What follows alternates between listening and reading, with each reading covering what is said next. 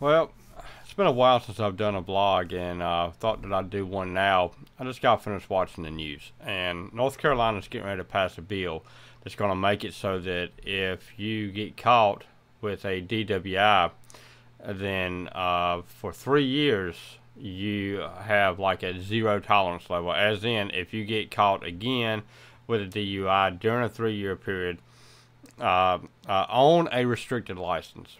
So let's start over. If you get a DWI, you are eligible for a restricted license, and then within 3 years of the restriction license, you cannot drink and drive again. However, after the 3 years, then you can go back drinking and driving. Go figure. Okay, now see, this is what aggravates the heck out of me. Okay, I've never had a DUI ever. Okay, had a lot of speeding tickets in my time, a lot of them. Okay, I've lost my license for several years due to having 2 speeding tickets. However, one of them caused me to lose my license. I was going just a little bit too fast. Okay, and so I tried to get a restricted license so that I could drive to and from work because I had a child, or I have a child still. The judge told me, I'm sorry, but you cannot get a restricted license after having a speeding ticket. Now, explain to me, how come you can get a blasted restriction on your license for going out drinking and driving? Which is more dangerous? Somebody that's sober that speeds, and I was only doing about 15 miles over the speed limit. I just happened to have a bad judge, had a bad day. He took my license away for a year. Okay, because I'd had several speeding tickets before in the past for 5 miles, 10 miles over, so forth. So I caught a bad judge on a bad day, and he decided to take him away for a year. Well, during the course of that year, I had to drive to work. I'd run into roadblocks, license checks, and then I'd have to go to court over that. And, well, you know the story. Every single time that you get caught, it tacks on another 6 months onto your restrictions. So I ended up having my license taken away for half of my 20s. That is no joke. Half of the time that I was with my son's mother, I was on a bad license. But nobody would give me a restricted license. Okay, a friend of mine, okay, he went out, he was drinking and driving one night, and he got pulled. Okay, he has no kids. Okay, he just happened to go to court on the same day that I did over a driving without a license charge. Let me mention, I do have my license now. I've had them for over about 10 or 11 years now. But but anyway, he went up before I did. Okay, and they gave him a restricted license. Okay, and he had had a DWI before in the past. He had also had several other traffic type violations, and they gave him a restricted license. Okay, I went up about 5 people later. My attorney walked up to me and he says, "Wayne, don't say nothing. I know you're mad, but don't say anything." I couldn't help it. I had to say something.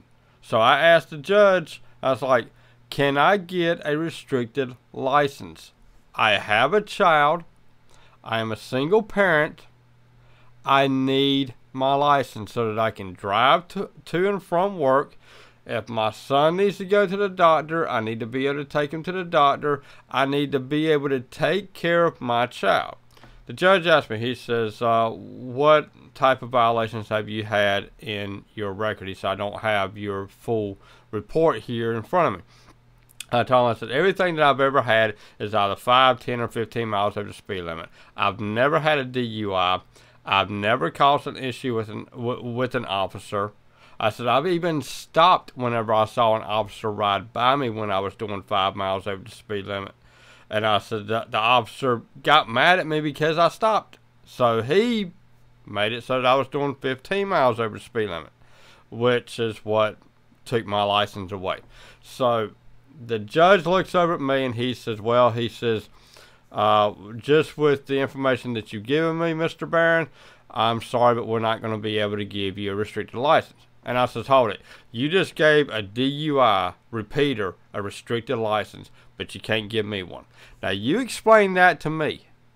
You explain to me how somebody who drinks and drives, who is belligerent, who can't even talk, that I rode behind him until I turned off and the dude was all over the friggin' road. He gets pulled because he's all over the road and almost hit the officer's car.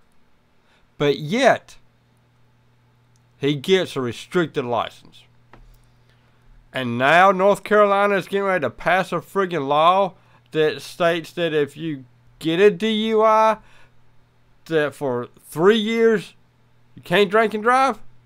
After the 3 years, basically what it just said was that what we're saying is that for 3 years take a break from drinking and driving. That's what it said on the news. That's what the guy just said in legislation. It's a joke. It is a complete, utter friggin' joke. The system needs to be changed. The laws need to be changed. Somebody needs to get their heads out of their asses is what it amounts to, because the law sucks. Basically, ladies and gentlemen, go out, drink and drive, and you can get a restricted license. Alright. But if you speed and you get your license taken away, they won't give it to you. Okay. A friend of the family's was able to get one back in the early 80s because they got a good judge. The judge turned around and she told him, she was like, I've got 3 children at home. I need to be able to drive. I need to be able to drive to work and be able to take care of my children. And it took an act of God for her to get it. And the DA told her that, ma'am, if you would have just had a beer, then you would have went in front of the judge and the judge would have given you a restricted license without fault.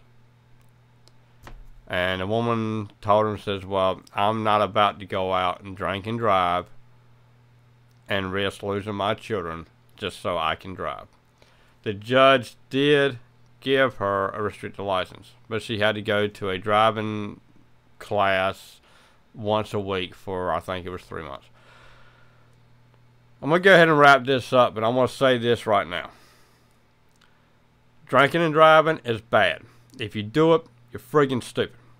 Okay, if you put a beer up to your mouth, somebody needs to take the keys away. Just like what I used to do in the late 80s and early 90s. Everybody called me Daddy in Sanford, North Carolina, because I would take care of everybody. I would go up to them whenever they would be partying around where I was at, and I saw that they were drinking. I look over at them and go, you driving? Yeah, I'm driving. Hand over your keys. Dude, I ain't gonna hand over your keys. And I had 2 of my buddies right behind me that made them keys be hand over. Nobody left my parties without stopping 5 hours. Okay, 5 hours was the limit. Okay, and that's actually what the law enforcement tell you. That if you drink within 5 hours, you do not need to drive. Alright, there's some people that drink so dang much that within 5 hours, they're still drunk. So I don't get that. But we would not let nobody leave for several hours. They had to stop drinking first. So this is to the lawmakers in North Carolina and any other state that has your heads up your asses. If you're going to allow drunk drivers to have limited driving privileges, then you have to allow for people that speed or any other traffic violation. Plain and simple. Okay. Don't allow some idiot to go out China and kill somebody because they can't keep the bottle from their mouth while they're friggin' driving. Alright. I'm Wayne Barron and this is my video, and this is the deal. Stop being ignorant. Politicians. All right. Bye now.